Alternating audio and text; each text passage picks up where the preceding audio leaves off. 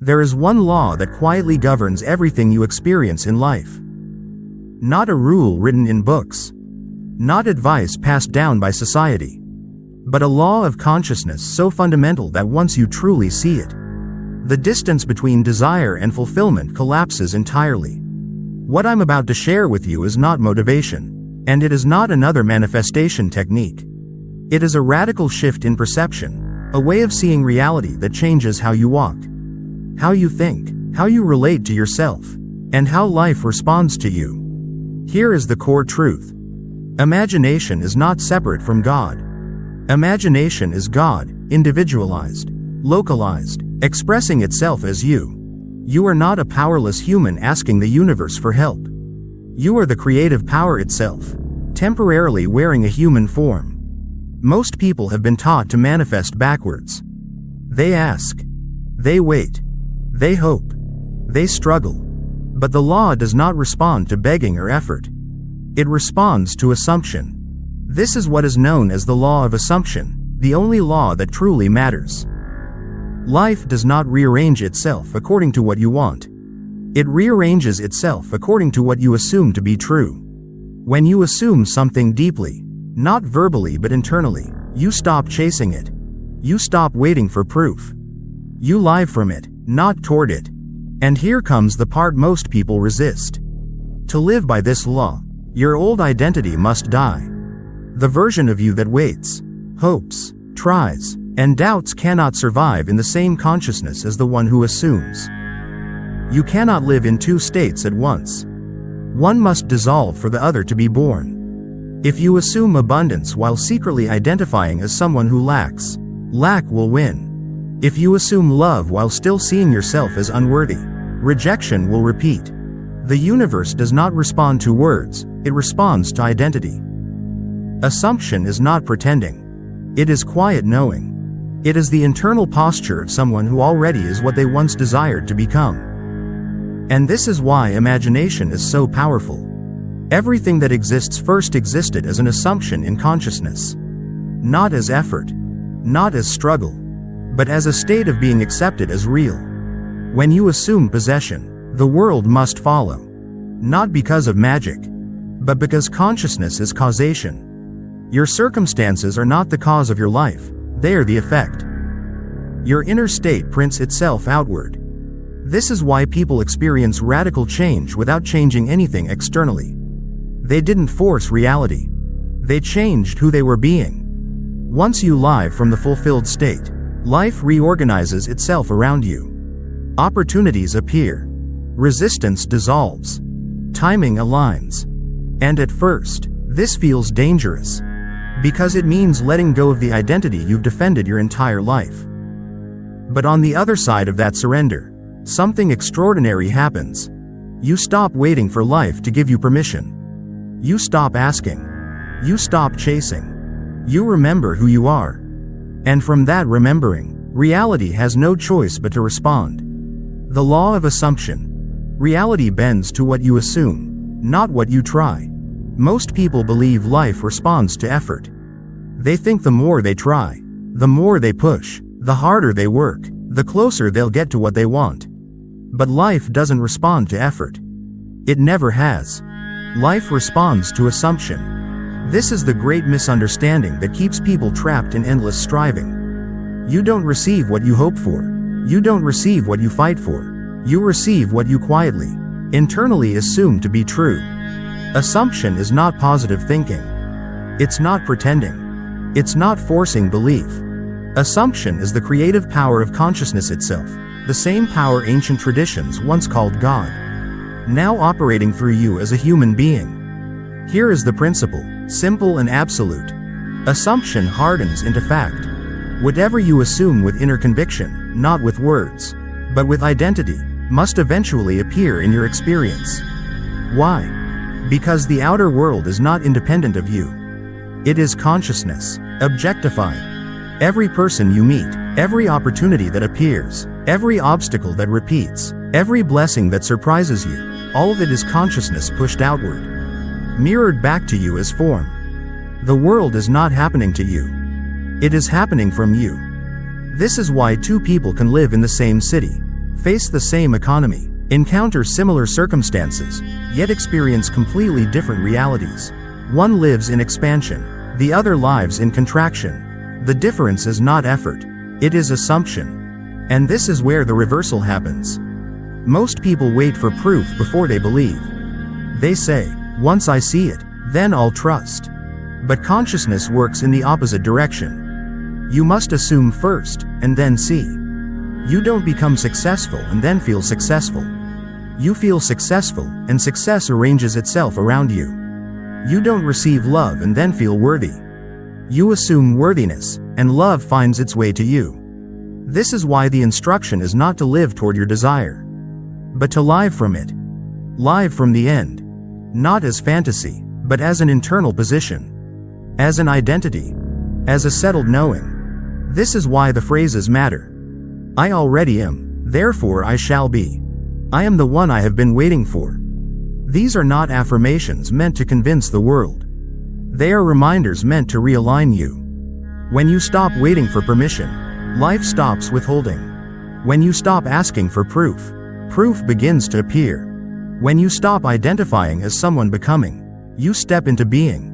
And this is the moment everything changes. Because once you understand this law, effort becomes secondary. Timing becomes irrelevant. Control becomes unnecessary. You are no longer chasing reality. Reality is responding to you. And the quiet realization settles in. Nothing is missing. Nothing is delayed. Nothing is withheld. You were never waiting for life to change. Life was waiting for you to assume who you already are. Consciousness is reality. Circumstances are only the shadow. Most people believe their circumstances define their reality. They look at money, relationships, health, success, and say, this is my life. But that is backwards. Circumstances are not reality. They are the echo. Consciousness is reality. Everything else is the shadow it casts. Money, love, health, opportunity. These are not causes.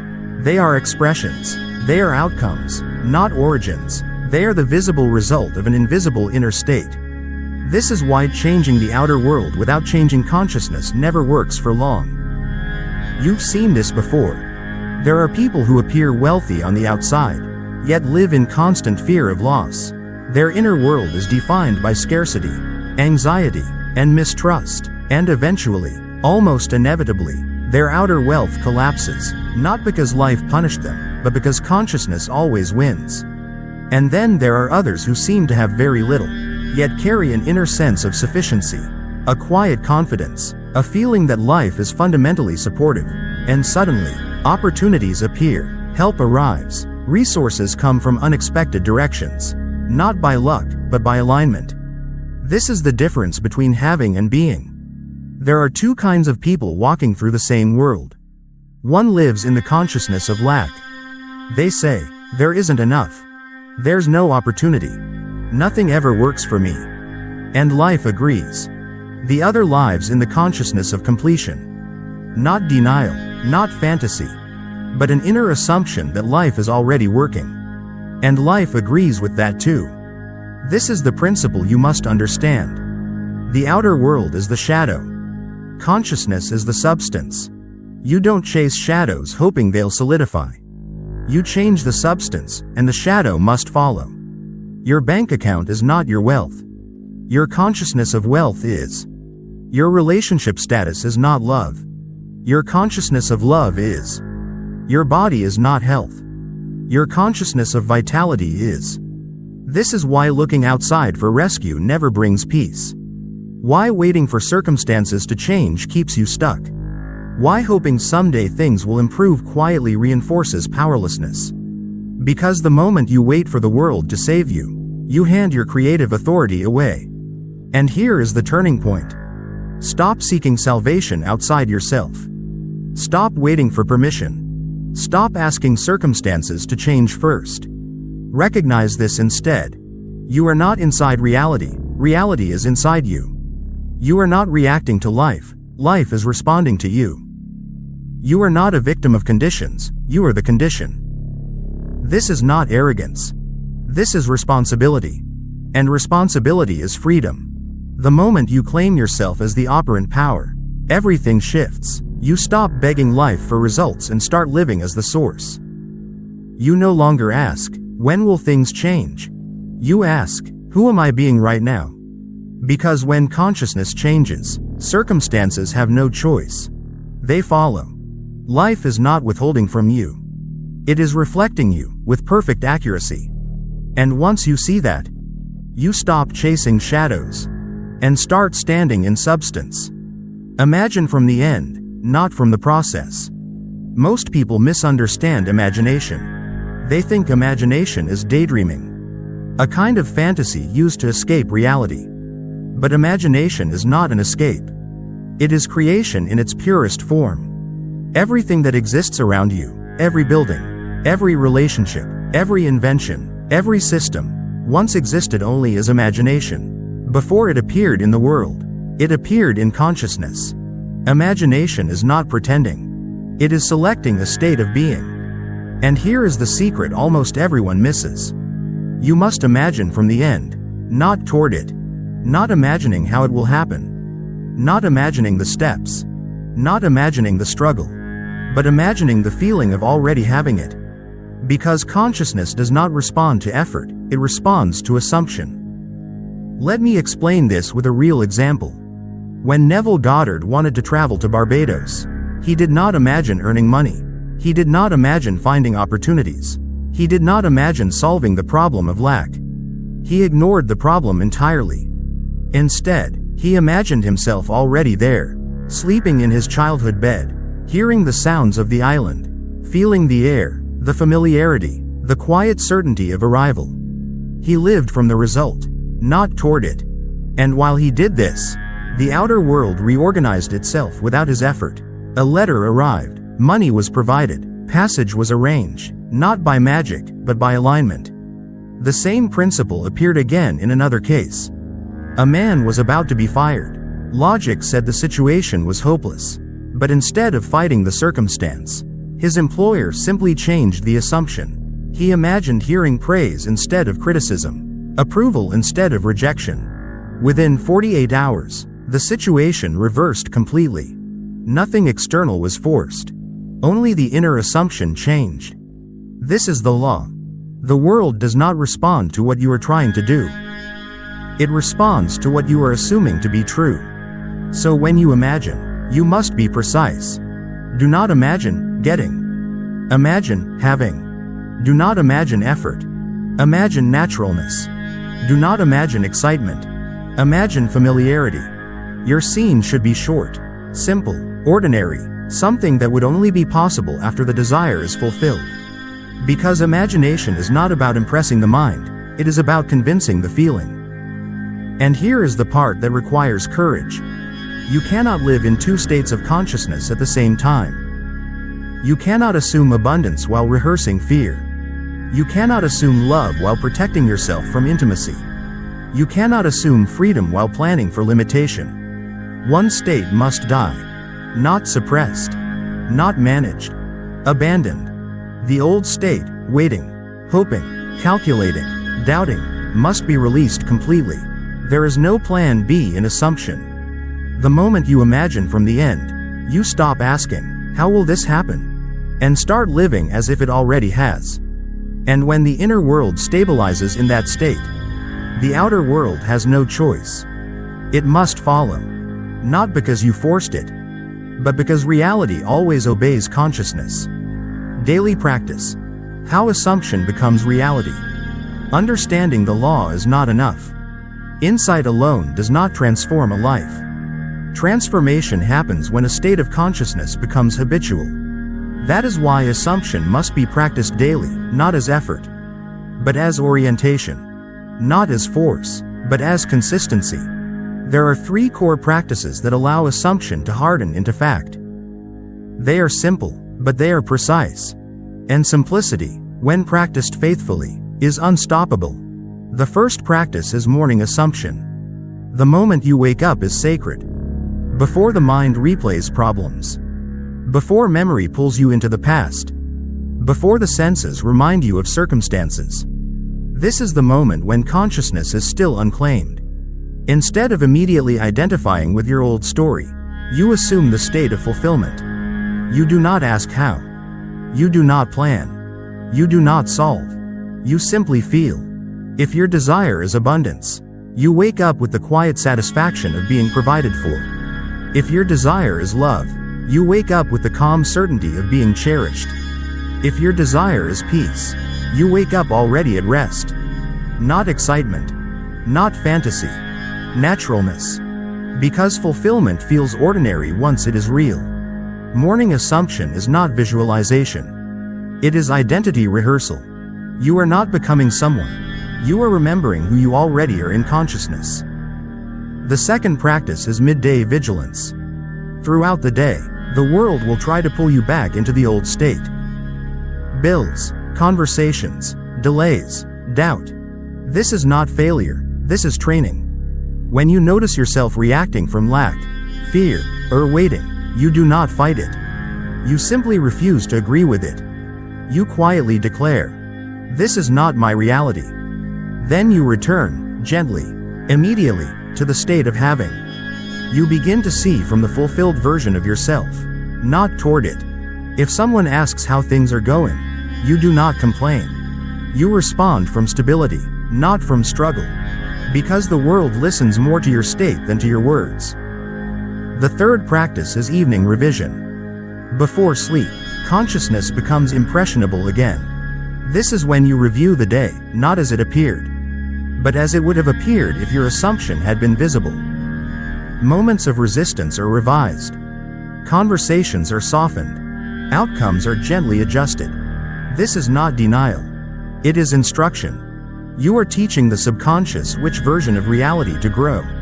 You fall asleep in the feeling of fulfillment, not anticipation. And here is the key most people miss. Feeling is not emotion. Feeling is inner certainty. The subconscious does not respond to effort. It responds to acceptance. When something feels already true, the subconscious treats it as fact and reorganizes reality accordingly. This is why assumption works. Not because you convince the world, but because you stop contradicting yourself. When these three practices become natural, assumption becomes effortless. And when assumption is effortless, reality follows. Not slowly, not symbolically, but inevitably. Midday vigilance. Staying in the state you chose. If the morning is where you choose your state, then the middle of the day is where that state is tested. This is where most people unknowingly lose their power. Not because the law fails, but because they quietly return to their old consciousness. During the day, life presents images. Bills, messages, conversations, delays. Your senses report what appears to be happening. And here is the subtle mistake most people make. They assume what they see is reality. But reality is not what you observe. Reality is the state from which you observe. Midday vigilance means this. You refuse to look at life through the lens of the old self. You do not fight circumstances. You do not deny them. You simply do not identify with them.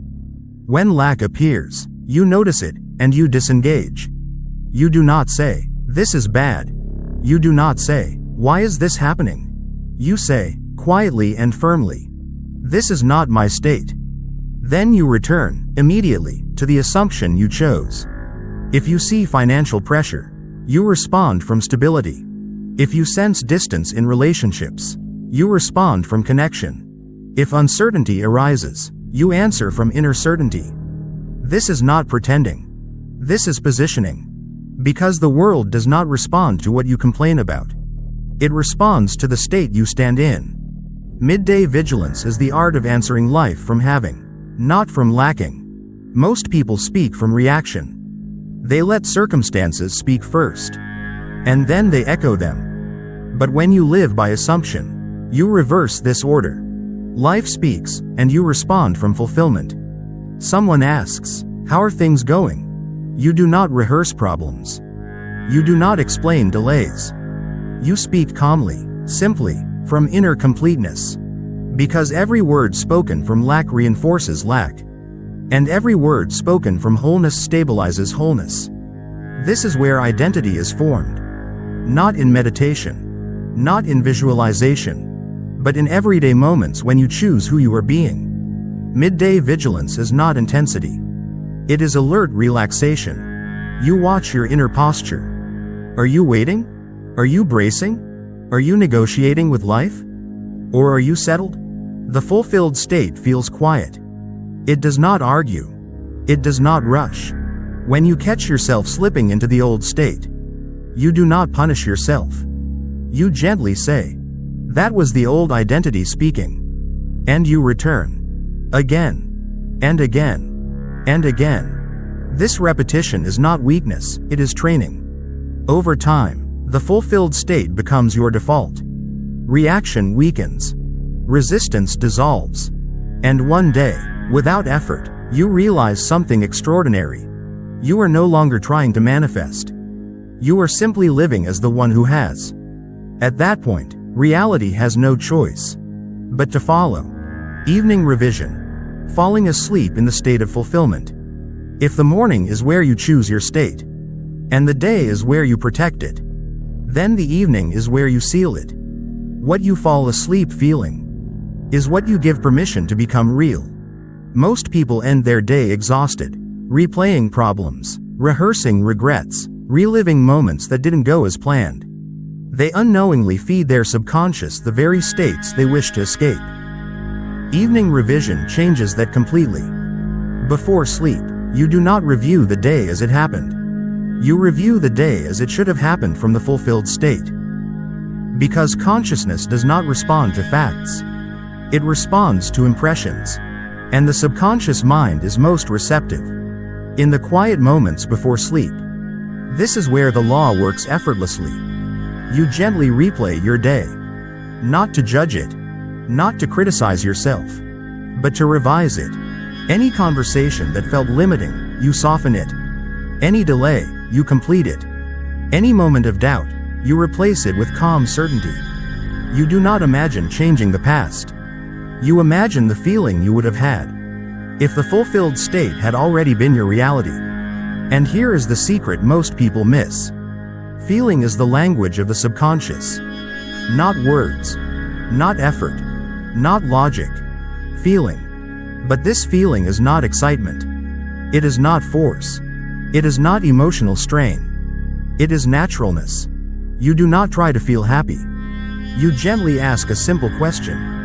If this were already done, how would I feel right now? And you let that answer arise quietly. Perhaps it is relief. Perhaps it is peace. Perhaps it is a soft sense of course. That feeling, however subtle, is enough. Because the subconscious does not need intensity. It needs acceptance. It only accepts what feels true now. When you fall asleep in the feeling of completion, your subconscious assumes the work is finished. And once it accepts something is finished, it begins rearranging your world to match that assumption. Not overnight miracles. Not dramatic signs. But shifts. Movements. Encounters. Timing. You wake up different, without knowing why. And here is the most important part. You do not force this practice. You do not struggle to feel something you don't feel. Effort belongs to the old state. Revision is gentle. If nothing comes, that's fine. If the feeling is faint, that's enough. Because repetition builds reality. Night after night, you teach your subconscious what version of life you live in. And eventually, the fulfilled state becomes familiar, comfortable, normal. At that point, you no longer fall asleep hoping. You fall asleep knowing that the seed has been planted, knowing that consciousness has accepted it, knowing that life will respond. Sleep is not rest. Sleep is instruction. And what you instruct consciousness to become is what you awaken into. So tonight, don't carry the day with you. Rewrite it, soften it, complete it, and fall asleep as the one for whom it is already done. Conclusion. A new identity and an invitation to prove it. So now we arrive at the most important moment. Not a moment of information, but a moment of identity. Because everything you've heard only works when it stops being an idea and starts becoming who you are. At this level, manifestation is no longer about wishing. It's about being. You do not wish, you assume. You do not want, you already have. You do not hope, you know. You do not wait, you dwell. You do not become, you are. These are not affirmations meant to convince the mind. They are declarations of identity meant to settle into the nervous system. When you say, I am, you are not describing the future. You are choosing the present. And here is the final truth that holds all of this together. Imagination is not separate from God. Imagination is God. Assumption is not a technique. Assumption is law. And you, right now, are the operant power through which this law moves. Not fate. Not circumstances. Not luck. Not timing. You. But this is not a one-time decision. It is a daily discipline. The old identity will try to return. Old habits of thought will whisper doubt. Circumstances will attempt to pull you back into reaction. That doesn't mean it isn't working. It means you're crossing the threshold. So here is the invitation, not as belief, but as experiment. Choose one specific desire. Not 10. Not vague. 1. And for the next 30 days, live as though it is already done. Not pretending. Not forcing positivity. But quietly, consistently, internally assuming the state of completion. Wake up as the one who has it. Move through the day as the one who lives from it. Fall asleep as the one for whom it is finished. Do not look for proof. Let proof come looking for you. Because the world does not respond to effort.